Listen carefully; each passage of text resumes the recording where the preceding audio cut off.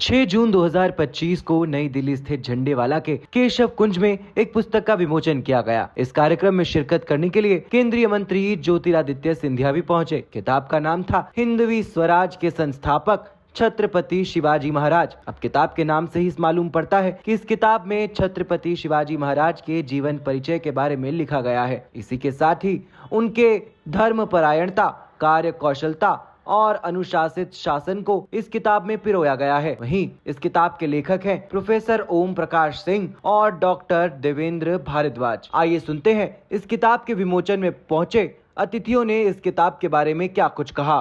मंच संचालिका ने दो बातें कही कि एक तो सुरुचि के विषय में कहने की आज किसी को आवश्यकता नहीं है और दूसरा दो वाक्य मुझे कहने हैं। तो वैसे ठीक बात है, आज से 50 वर्ष पूर्व जब राष्ट्रीय साहित्य को छापना लोगों को बड़ा रिस्क का काम लगता था, या कहीं भारतीय विचार को छापना और उसको समाज के बीच में लेकर जाना ऐसा लोगों को एक बड़ा संकोच जिस समय रहता था, उस समय सुरुचि प्रकाशन का कार्य प्रारंभ हुआ। और आज इस 50 वर्ष की यात्रा में देश के प्रतिष्ठित हमारे आज के कार्यक्रम के मुख्य अतिथि श्री ज्योतिरादित्य सिंधिया जी अपने बीच में आ चुके हैं।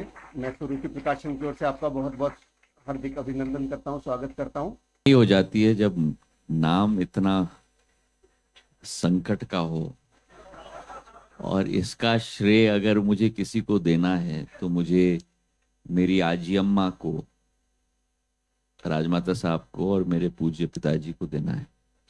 क्योंकि बहुत लोगों को नहीं मालूम है, पर दोनों के बीच में एक लंबी चर्चा हुई। मेरे पूज्य पिताजी और मेरी माँ की आशा थी कि मेरा नाम विक्रमादित्य हो, और मेरी आजी अम्मा पूर्व राजमाता साहब की आशा थी कि हमारे कुल देवता महाराष्ट्र में ज्योतिबा है, तो मेरा नाम ज्योतिबा रहे।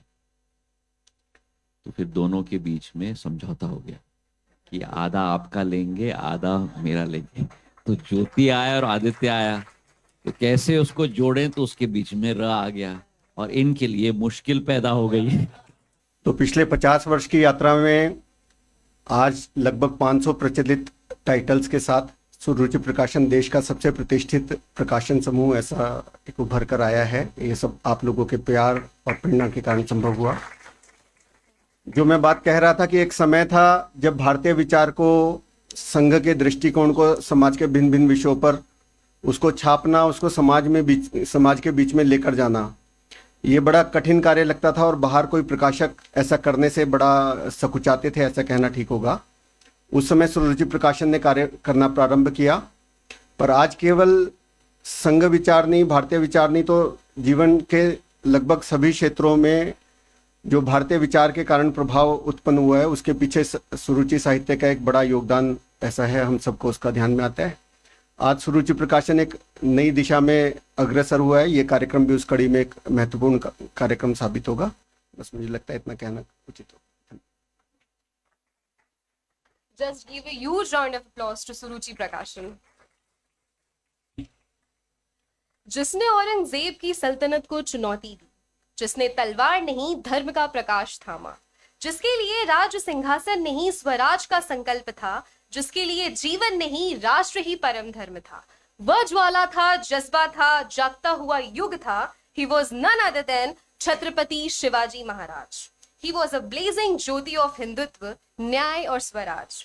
वो सिर्फ युद्ध नहीं लड़ते थे, बल्कि धर्म, राष्ट्र और भारत की गरिमा के लिए क्रांति की ज्वाला भी जलाते थे। आपकी तलवार न्याय की भाषा बोलती थी, उनका हृदय भारत माता के लिए धड़कता था और उनके जीवन की एक ही धारणा थी कि स्वतंत्रता खून, बलिदान और अटूट विश्वास मांगती है। हिंदवी स्वराज के संस्थापक छत्रपति शिवाजी, प्रोफेसर ओम प्रकाश सिंह और डॉक्टर देवेंद्र भारद्वाज द्वारा संपादित ये पुस्तक सिर्फ इतिहास नहीं है, ये एक आह्वान है। जागो, उठो और शिवाजी के मार्ग पर चलो, धर्म, सम्मान और निडरता के साथ। Now it's time to engage more. Please welcome Professor Om Prakash Singh ji, who will now take us deeper into the legacy of Chhatrapati Shivaji throughout his powerful book.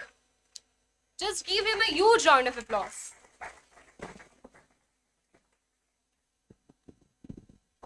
सबसे पहले मैं आज हिंदवी स्वराज की 152वीं वर्षगांठ की सबको शुभकामना देता हूं।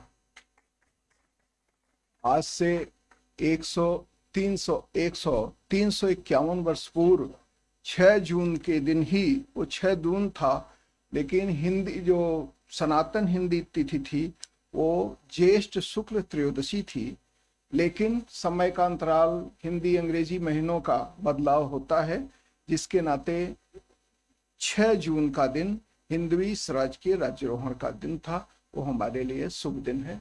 मंच पर आसीन माननीय केंद्रीय मंत्री ज्योतिरादित्य सिंधिया जी, हम लोगों का जो मार्गदर्शन करते रहे हैं माननीय मुकुल कानिटकर जी भाई साहब, माननीय मिथिलेश जी, जिस सूरज प्रकाशन ने पुस्तक का प्रकाशन किया उसके अध्यक्ष ट्रस्टी राजीव तुली जी, हमारे लेखन सहयोगी देवेंद्र भारद्वाज जी, कुछ विशिष्ट जन हैं जिनसे हमें प्रेरणा मिलती है, माननीय इंद्रेश कुमार जी, और हम लोगों के सामने विद्यमान माननीय भाटिया जी, जिनसे हम लोगों ने काफ़ी कुछ सीखा है। इसी तरह से ऑर्गेनाइजर के संपादक प्रफुल्ल जी और समस्त सम्मानित जन, संघ के पदाधिकारीगण। छत्रपति शिवाजी महाराज के हिंदवी स्वराज के ऊपर आधारित यह पुस्तक मुख्य रूप से उन अंशों को रेखांकित करती है जिनका प्रकाश बहुत लोक में नहीं आ सका है। छत्रपति शिवाजी महाराज जी ने उस समय भारत की पहचान 3 परिवार या 3 शाखाएं थी। एक मुगल साम्राज्य, दूसरा आदिल शाही बीजापुर, तीसरा गोलकुंडा। इसके बीच चौथी पहचान भारत में नहीं थी। 16-15 वर्ष की अवस्था में छत्रपति शिवराज महाराज जी ने भगवान शिव को संकल्पित होकर के हिंदवी स्वराज की स्थापना का संकल्प लिया। उन्होंने कहा कि हम गुलामी से मुक्त होंगे और अपना हिंदवी स्वराज होगा। इसीलिए उन्होंने अपने राज्य की कल्पना किया, न मराठा राज्य की, हिंदवी स्वराज की। उनका सपना भी पूरा हुआ और 1674 में वे हिंदवी साम्राज्य के शासक बने। कुछ ऐसी घटनाएं हैं जिनका संस्मरण आपके सामने करना चाहता हूं। जब हिंदवी स्वराज के लिए वो काशी में 1 सप्ताह के अज्ञातवास पर थे, उस समय गागा भट्ट से उनकी भेंट हुई। उन्होंने, सबसे बड़ा प्रश्न था हिंदवी स्वराज के संस्थापक और राज्यारोहण उन्होंने क्यों कराया, क्योंकि अगर वो नहीं कराते तो संधियां नहीं कर सकते, मुद्रा नहीं अपनी चला सकते थे, राज्य आज्ञाएं नहीं जारी होती। इसलिए गागा भट्ट से जब मिले तो उस समय समस्या थी कि तिलक राज्याभिषेक की पुस्तक नहीं थी कि राज्याभिषेक कैसे कराया जाए। इतना 300-400 वर्ष पहले राज्यारोहण हुआ था सनातन परंपरा से, लेकिन राज्यारोहण की पुस्तक नहीं थी। यह दायित्व उन्होंने गागा भट्ट को सौंपा और गागा भट्ट ने 2 पुस्तक लिखी, एक शिवाजी वंशावली, दूसरा राज्यारोहण राज्याभिषेक ग्रंथावली। और उसी पुस्तक से शिवाजी का महाराज का राज्यारोहण संस्कार हुआ। लेकिन बीच के इतिहासकारों ने यह लिखा कि महाराष्ट्र के ब्राह्मण नहीं तैयार थे, कुछ ने लिखा कि औरंगजेब के दबाव में तैयार नहीं थे। ऐसा नहीं था।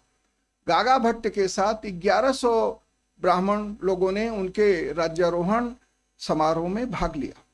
इसी के साथ साथ सबसे बड़ा यह है, ये इतिहासकारों ने भी माना है और यह सत्य सामने आया कि जब औरंगजेब को यह सूचना मिली कि छत्रपति शिवाजी महाराज का राज्यारोहण हो चुका है, राज्याभिषेक हो चुका है, तो सारे दरबार में ये लिखा है एक पुस्तक में कि वह दरबार में सबके सामने रो पड़ा और कहा, या अल्लाह, ये तो मुगल साम्राज्य का विभाजन हो गया। छत्रपति शिवाजी के राज्यारोहण से भारत में आदिल शाही, कुतुब शाही और मुगल साम्राज्य के बाद हिंदवी स्वराज्य का राज्यारोहण हुआ। एक तरह से मुगल साम्राज्य का विभाजन था। कुछ ऐसे क्षेत्र हैं जिनके लिए शिवाजी का, हम लोगों को छत्रपति शिवाजी का स्मरण करना चाहिए। वे नौसेना के, भारतीय नौसेना के पितामह थे। उन्होंने पहली बार भारतीय नौसेना को बहुत सुदृढ़ रूप दिया। सिंधुदुर्ग की स्थापना अरब सागर के मध्य किया। 85 नौसैनिकों का बेड़ा, जिसमें 5000 से अधिक नाविक सैनिक थे। इस तरह से उन्होंने देखा कि धीरे धीरे यूरोपीय ईस्ट इंडिया कंपनी से लेके फ्रांसीसी कंपनियां, डच और लोग आ रहे थे। उनको लगा कि अपने साम्राज्य की रक्षा के लिए सबसे आवश्यक है कि नौसेना को मजबूती दिया जाए, और उनकी नौसेना उस समय की अजेय सेना थी। और जैसे कुछ लोग कहते हैं, जो हमको मिला, कि उन्होंने लगभग 240 किलों का छोटे बड़े का निर्माण कराया, ऐसा है, यदुनाथ सरकार ने लिखा है।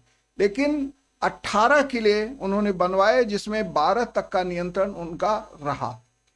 इसी के साथ साथ देखा जाता है कि दुनिया में प्रसिद्ध, अभी तक जो प्रसिद्ध है, मैराथन दौड़ है, लेकिन उन्होंने पावन खिंड दौड़ का शुभारंभ किया, जो हम लोगों की गर्व की बात है कि वह दौड़ 52 किलोमीटर की थी, लेकिन कुछ घंटे में ही वह, उनके सैनिक जा करके और वहां पहुंचे, किले की रक्षा किया, और उसी के बाद बीजापुर का शासन समाप्त हुआ और बीजापुर के सैनिकों को की बड़ी क्षति हुई। तो एक तरह से देखा जाए, हमने ये प्रयास किया उन क्षेत्रों को इस पुस्तक में रेखांकित करने के लिए जो छूटे हैं और लोग के बीच नहीं हैं। लेकिन 2 संस्मरण हमको आते हैं, संत तुकाराम जी और उनके जो गुरु थे समर्थ रामदास जी, उनके प्रेरक थे। एक बार वे छत्रपति तुकाराम जी के पास गए और उन्होंने कहा कि अब मुझे संन्यास लेना है। तो संत तुकाराम ने कहा, नहीं, आपको तो अभी हिंदू और हिंदवी साम्राज्य की नींव रखनी है। और इस तरह से उन्होंने उनका साहस बढ़ाया। समर्थ गुरु रामदास को एक बार उन्होंने अपना पूरा साम्राज्य दे दिया। उन्होंने कहा कि मैंने पा लिया, मैं सन्यासी क्या करूंगा, अब रक्षा करना तुम्हारा धर्म है। तो एक तरह से उन्होंने सब कार्य किया। उनकी स्मृतियां भी काशी में भी हैं, तुलजा भवानी का मंदिर, और उनके कुछ संस्मरण उस काल के अभी भी काशी में विद्यमान हैं। इन समस्त पक्षों को लेकर के मैंने इसको एक साथ रखने का प्रयास किया।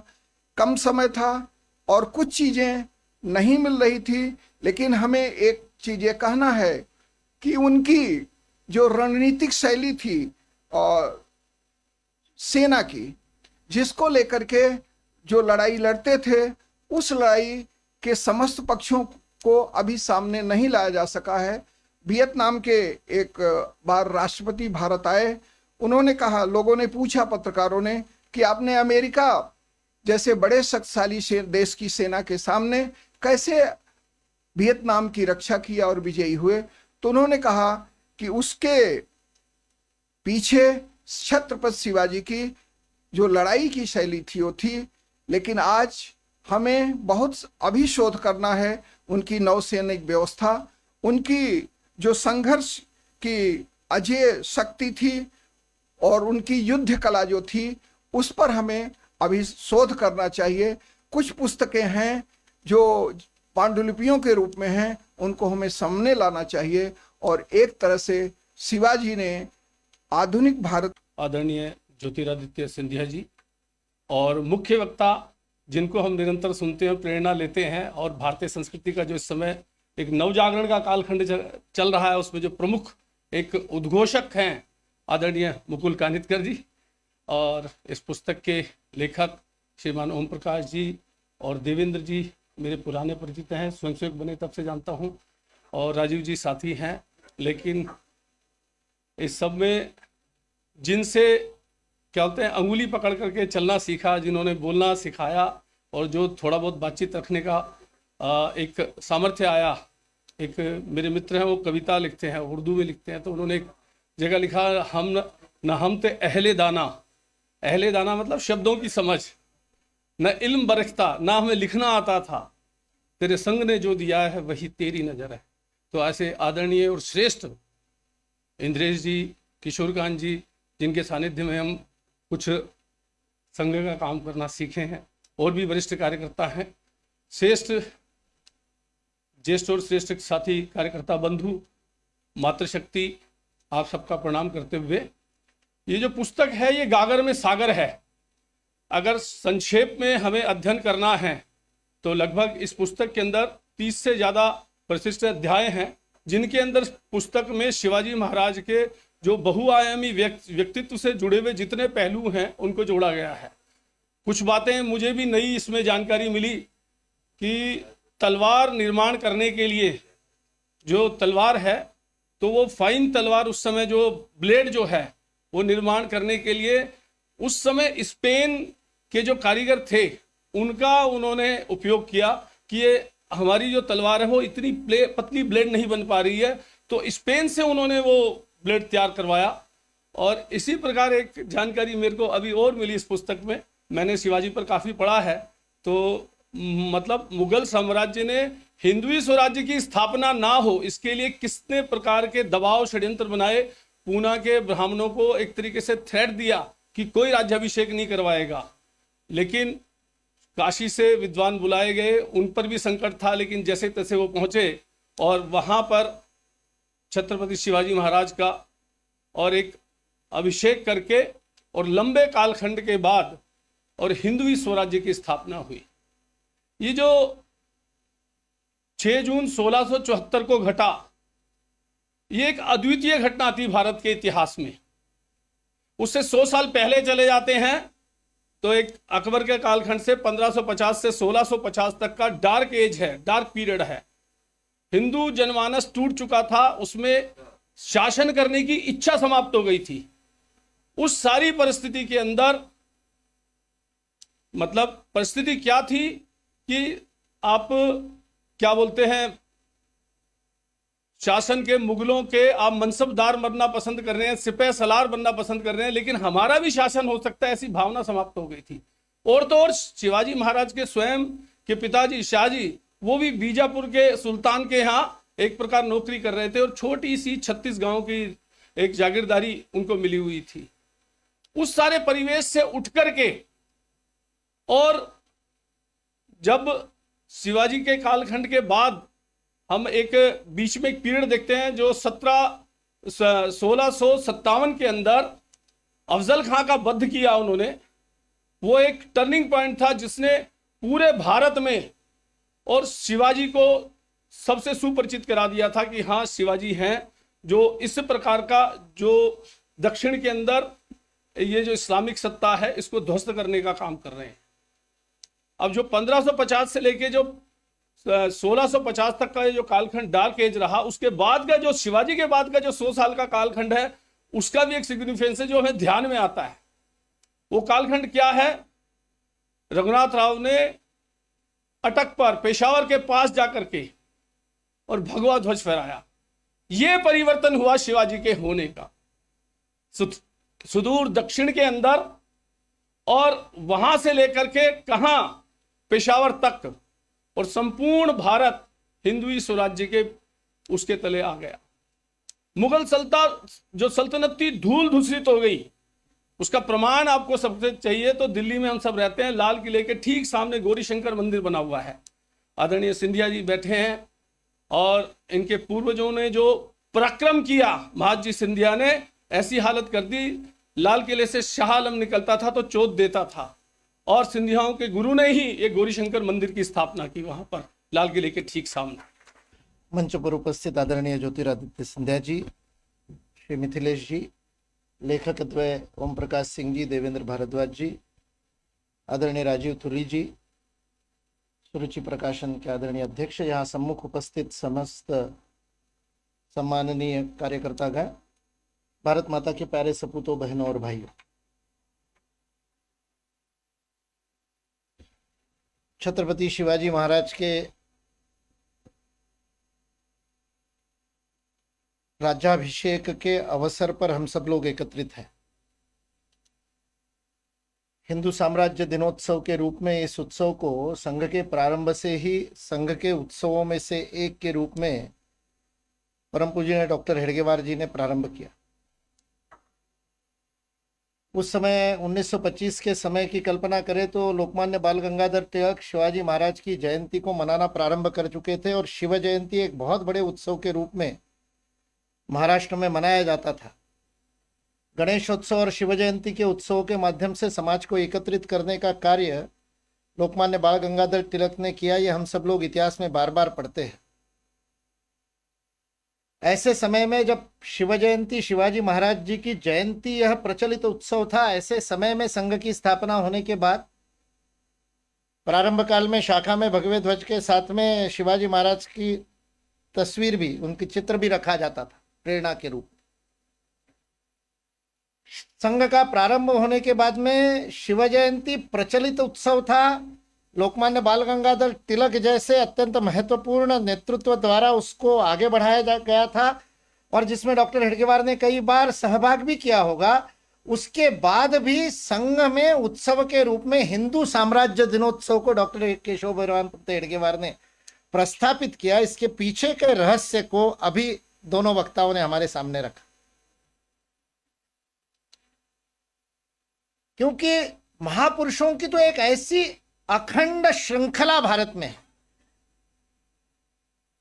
दाहिर सेन से प्रारंभ करके इस्लाम के आक्रमण का उत्तर देने वाले एक एक पराक्रमी वीर भारत के सभी प्रदेशों में हमको मिलेंगे। बख्तियार खिलजी का, और बख्तियार खिलजी को समाप्त करने वाले आसाम के प्रागज्योतिष के राजा पृथु है। महाराणा प्रताप, बप्पा रावल से प्रारंभ करके राणा सांगा और महाराणा प्रताप की वो सारी परंपरा है। आप भारत के किसी भी क्षेत्र में जाओ, ना अकबर को ना हुमायूं को तो भगा ही दिया था, ना अकबर को ना औरंगजेब को ना किसी को शांति से रहने दिया। इसलिए इस्लाम के आक्रमण का विरोध करने वाले तो अनेक और वीर भारत में हैं और जिनका श्रृंखला अक्षुण्ण है। एक वर्ष छोड़िए, एक दिन भी इतिहास में ऐसा नहीं मिलेगा जिस समय किसी ना किसी ने प्रतिकार ना किया हो, संघर्ष ना किया हो। इसलिए भारत का इतिहास यह संघर्ष का इतिहास है। पर छत्रपति शिवाजी महाराज की विशेषता यह है कि छत्रपति शिवाजी महाराज ने हिंदू पतपातशाही की स्थापना की, हिंदवी साम्राज्य की स्थापना की। इसलिए छत्रपति शिवाजी महाराज का राज्याभिषेक यह हिंदुत्व के राज्य व्यवस्था की पुनर्स्थापना का दिन है, इसलिए उसका महत्व। और वो उन्होंने किया, मतलब केवल शिवराज्याभिषेक संहिता लिख करके गागा भट्ट नहीं रुके। शिवाजी के राज्याभिषेक की तैयारी में 2 वर्ष में 26 ग्रंथ लिखे गए, संस्कृत में लिखे गए। सारी की सारी कर व्यवस्था कैसे होगी, टैक्सेशन की पॉलिसी कैसे होगी, उसके ऊपर ग्रंथ लिखा गया। उसके ऊपर पूरा अनुसंधान हुआ। चाणक्य की क्या स्थिति थी, चंद्रगुप्त मौर्य के साम्राज्य में क्या था,